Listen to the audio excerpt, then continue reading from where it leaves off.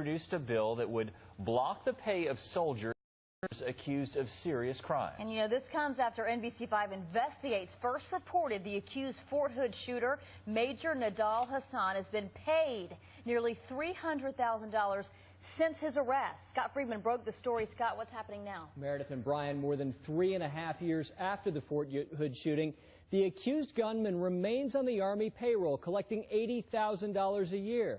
NBC5 Investigates was first to reveal the numbers. Now lawmakers are demanding changes.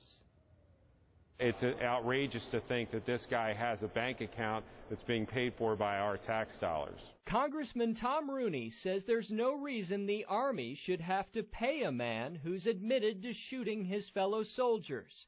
In May, NBC5 Investigates revealed Army records showing Major Nidal Hasan has received more than $278,000 in salary since his arrest. To think that they're paying him, they're paying a terrorist.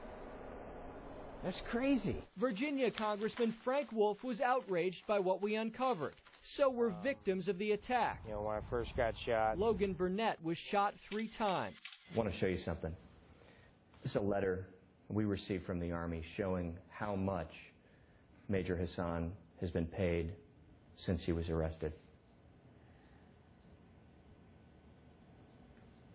There have been times when my wife and I cannot afford groceries. We cannot afford gas in our car.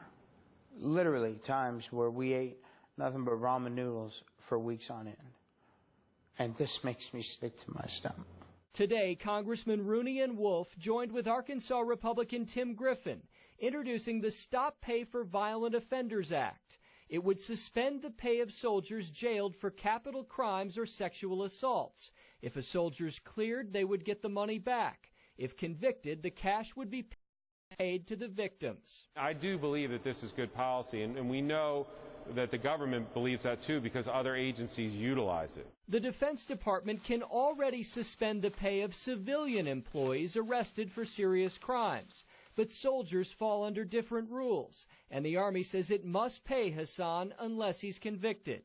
Texas Senator John Cornyn recently told us he would also support efforts to change that. I don't really understand why it's taken so long to bring Major Hasan to trial, but it is really adding insult to injury that he's receiving all of this pay during this interim. Hasan's trial is scheduled to start next month. While the debate continues over his pay, victims of the shooting are still battling the Army, arguing they've been denied some of the benefits given to other soldiers wounded in attacks overseas.